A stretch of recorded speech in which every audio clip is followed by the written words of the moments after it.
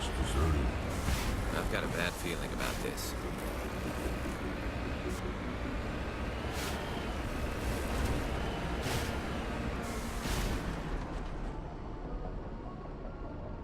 The entire colony must have been transformed.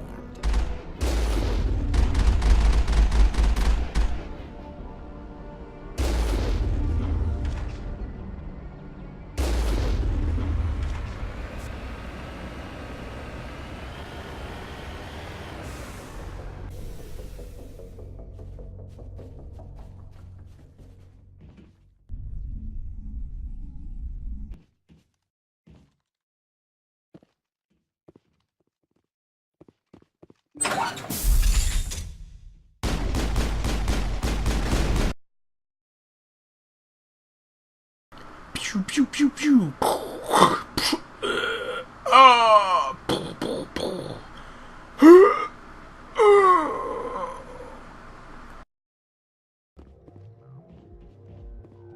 All targets down.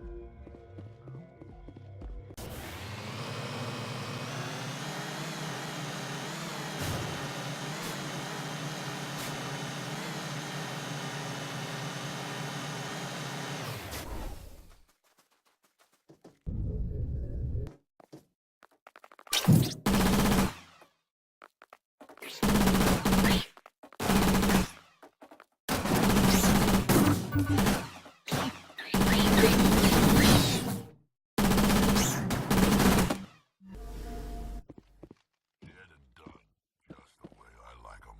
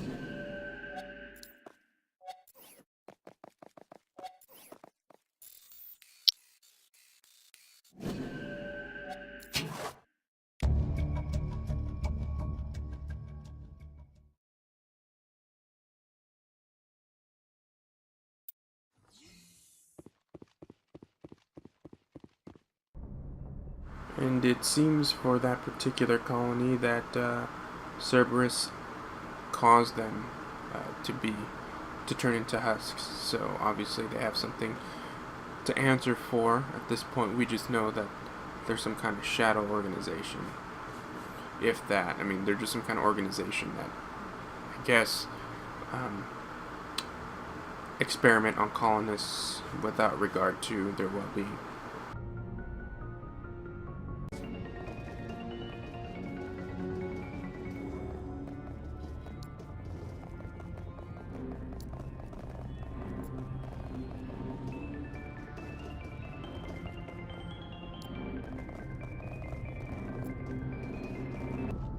Hey, Commander, next time we touch down, let's try not to park the ship in a colony of mutant zombies. Just thinking out loud here. How's the Normandy performing? Is she everything they said she'd be? She's the best ship in the fleet, if you've got a pilot who knows how to handle her. Balance isn't what you'd expect. Takes a while to get used to that oversized drive core we got stuffed in the back, and her power can sneak up on you if you're not careful. The Normandy's probably too much ship for your average Alliance pilot, Commander. Lucky for you, I'm anything but average. I like to know my crew. Mind if I ask you a few questions? I can see where this is going. You did a background check on me, didn't you? Well, I'll tell you the same thing I told the captain. You want me as your pilot. I'm not good. I'm not even great. I am the best damn helmsman in the Alliance fleet. Top of my class in flight school, I earned that. All those commendations in my file, I earned every single one. Those weren't given to me as charity for my disease. I'm sorry, Joker. I didn't even know you were sick. You mean you didn't know? Oh, crap. Okay, I've got Vrolik syndrome, brittle bone disease. The bones in my legs never develop properly. They're basically hollow, too much force and they'll shatter. Even with crutches and my leg braces, it's hard to get around. One wrong step and crack! It's very dramatic, but I've learned to manage my condition, Commander. Put the Normandy in my hands and I'll make her dance for you. Just don't ask me to get up and dance unless, you like the sound of snapping shin bones.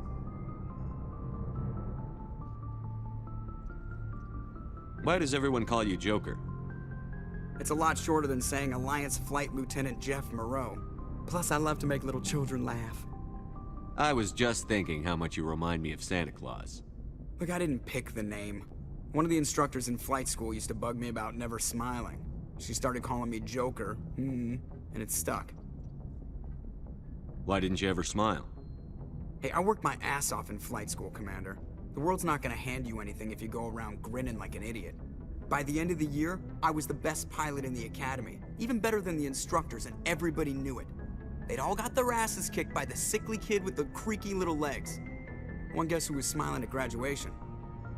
I have to go. All right, see you.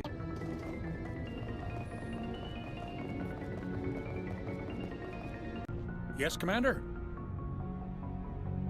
How did you end up assigned to the Normandy?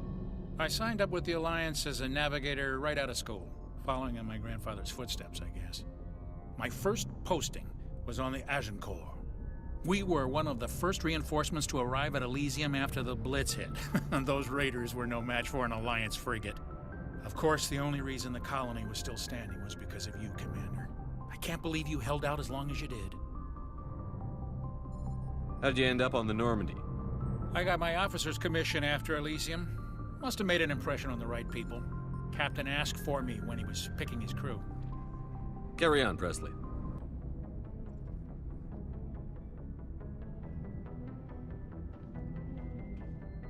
Anything you need, Commander? Just trying to get a sense of where the crew's at. Thoughts? Is this an official evaluation, Commander? Or off the record? Alenko, when it's just you and me, you can consider it off the record. That's a generous attitude. Okay. I think there's something wrong with all this. This Saren is trading people to aliens for some kind of lost knowledge. But we can't get backup from the Council? Sorry, Commander. There's writing on the wall here, but someone isn't reading it. The Council doesn't want to believe anything's wrong. I'd call it human nature, but... I hear you. It just seems like a group that's been around as long as the Council should see this coming. Sorry if I got too informal. Protocol wasn't a big focus back in Bot. Tell me about it. Biotic acclimation and temperance didn't last past the airlock. To the kids they hauled in, it was brain camp. Sorry, hauled in is unkind. We were encouraged to commit to an evaluation of our abilities so an understanding of biotics could be compiled.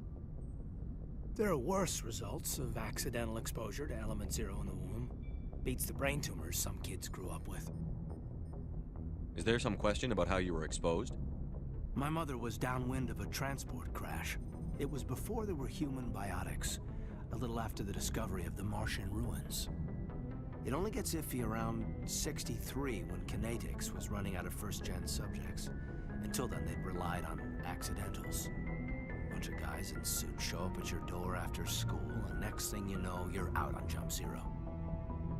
Jump Zero is Gagarin Station, right? What's it like? Yeah, that's the official name. Biggest and farthest facility we had for decades. Right on the termination shock, the outer edge of the solar system. It's where they did all the Goose Chase FTL research before we caught on to using mass effect fields. It was a sterile research platform when I was there. There were other kids in the same boat, right? At least you weren't alone out there. That's true. We did have a little circle that'd get together every night before lights out.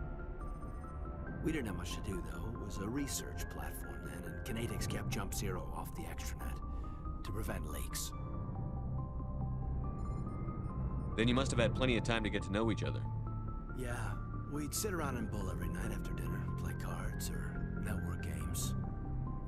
There was this girl named Rana, who had a little circle grow up around her. She was from Turkey. Her family was very rich. But she was smart and charming as hell. Beautiful, but not stuck up about it. I think you'd have liked her. Sounds like she was special to you. She was. Maybe she felt the same. But things never felt together. Training, you know. You know of any intentional exposures for certain? No one knows. Doesn't mean they didn't happen. As big as the exposures were, it was hard to track down accidentals. It was different then. No one knew the potential, so there wasn't a lot of regulation. Anything Kinetics did was gold. I'm not saying they intentionally detonated drives over our outposts, but in retrospect, they were damn quick on the scene.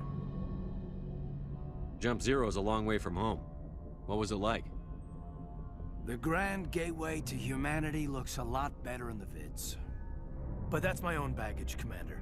No bearing on this. Alenko, there's no regulation that says you can't be friends with your commander.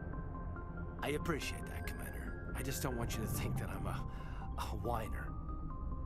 Besides, I've got my past squared away.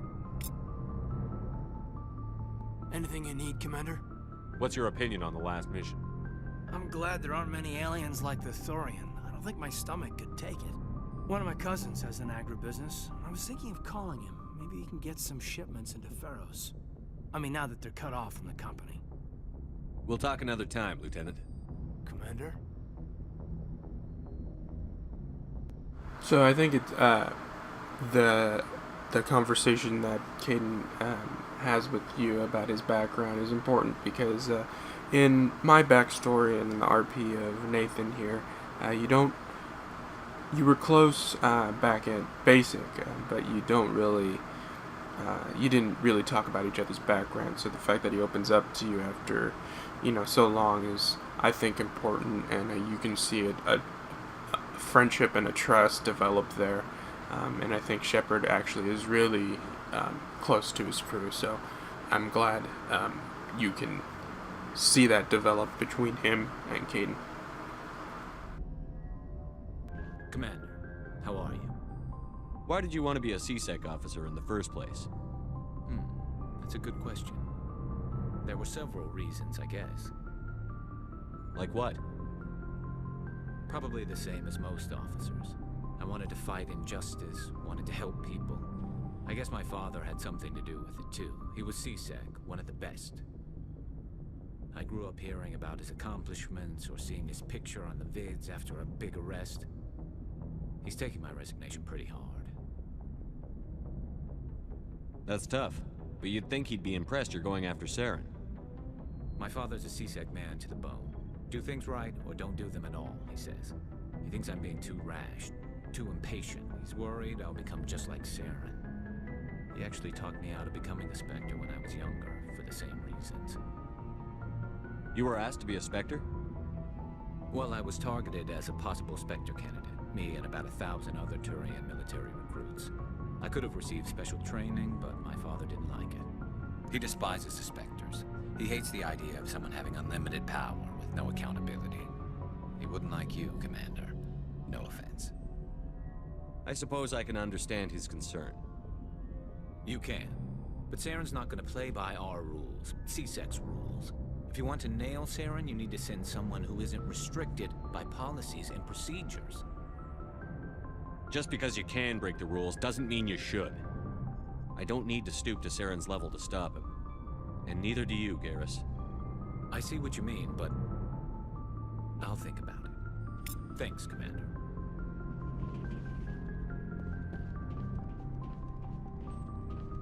So, we've got Saren on the run. It won't be long now.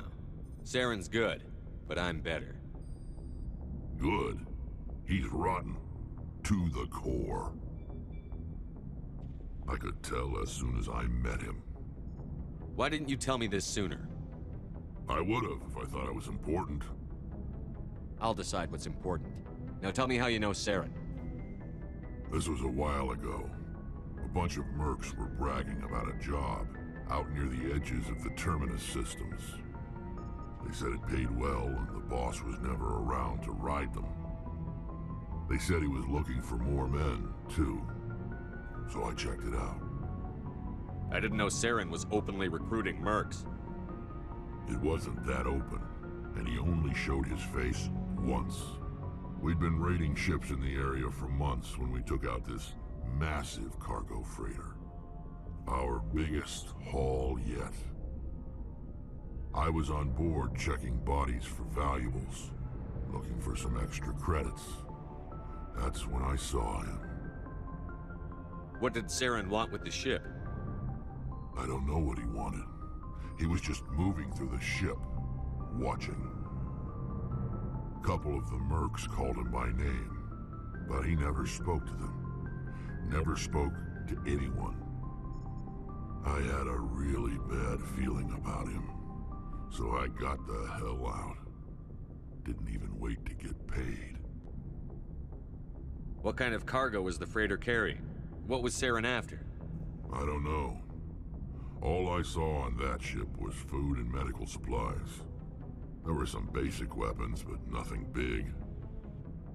If there was anything of value on that ship, I didn't see it.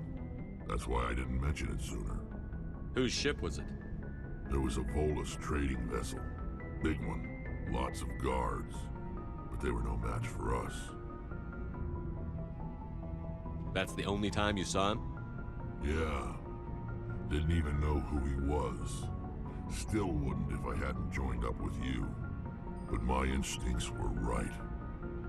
Every other merc on that mission turned up dead within a week. Every damn one. So long, Rex. Shepard.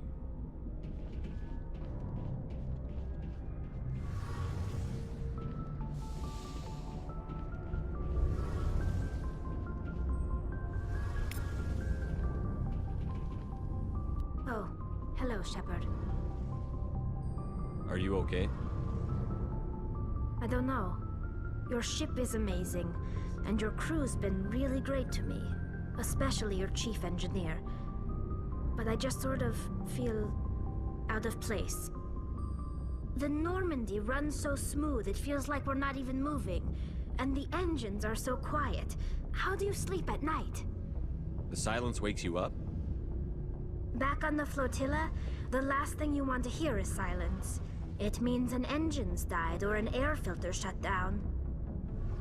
I guess you don't have to worry about that here. But old habits die hard. But it's more than just the silence. This ship feels so empty. It's like half the crew is missing.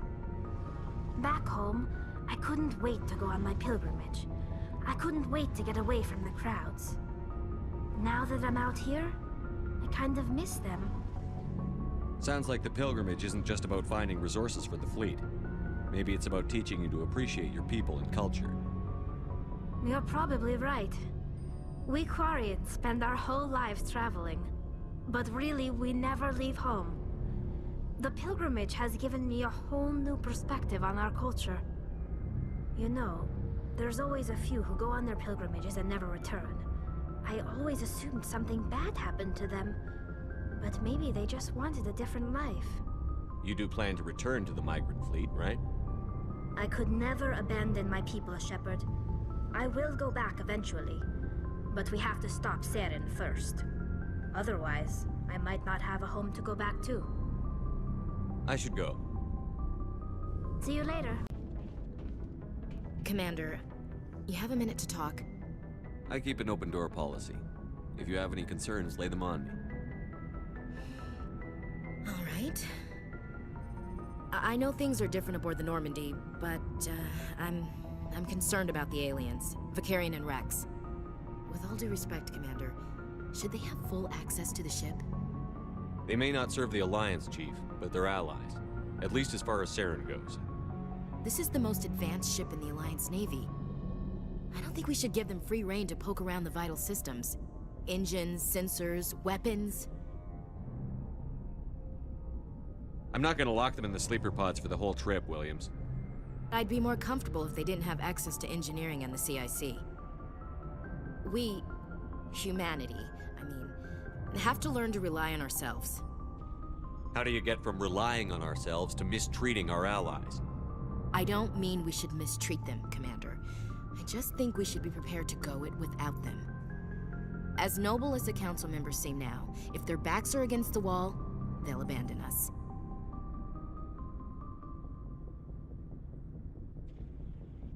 The Council's had a grudge against us since the First Contact War.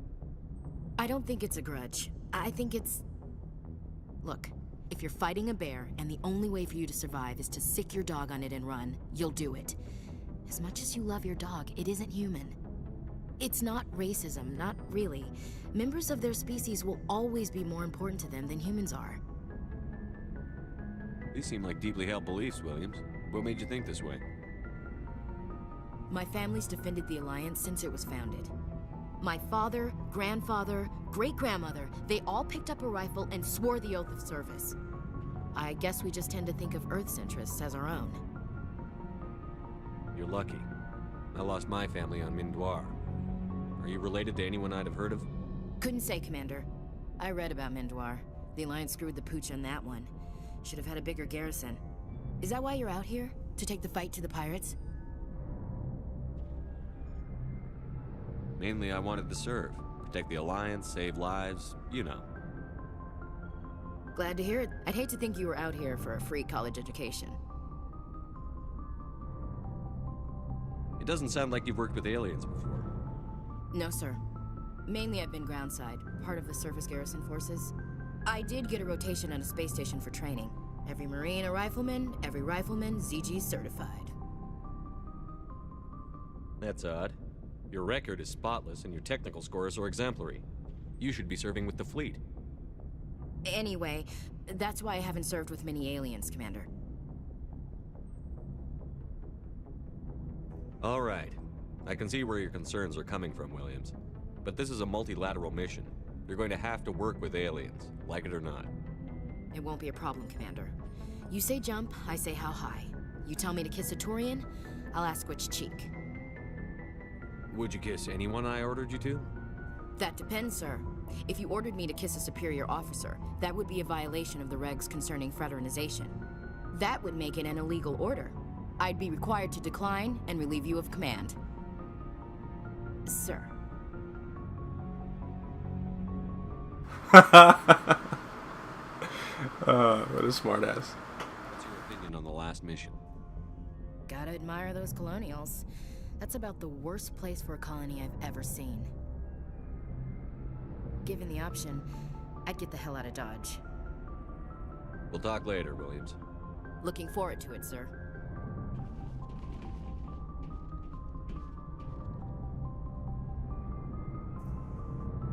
So, I love the dialogue between your crewmates, in between missions, because it gives you a lot of insight as to what they're thinking at any particular time and their motivations for anything. And so you can see that Tali's developing, she's experiencing her pilgrimage and learning the whole process behind it, aside from just what she's been taught, but stuff that they don't tell you that you experienced during the pilgrimage. And then you have Garrus, who is conflicted in a way because of the way he was brought up. His father is a very, to the T, by the book type of guy, whereas he may be a little more, impatient maybe, or just wants to get things done by any means possible. So you can see this is a growing process for him as well. And then you have Rex, who's sort of just seen it all, but is still, learning about, I won't say the galaxy, but current events, if you will, and learning to work with a crew outside of just Krogan mercenaries and maybe fighting in a cause as opposed to for fighting for credits. And then obviously the dialogue between Caden and Shepard, you see a friendship developing there. And I don't think Shepard would actually say that line about ordering Ashley to kiss someone in real life. I just thought it'd be kind of funny to see what reaction is, because I never actually picked that line of dialogue, so that is pretty funny. That's by the book Regulations by Williams, and you can see her issue of having non-humans around very sensitive technology and material. So a lot of people seem to give her shit about being racist, but I think her concerns are based in fact, and I think those would be legitimate concerns to have on a ship, especially if she hasn't been around aliens much during her tour duty. So that will be the end of this part, and I hope you all enjoy.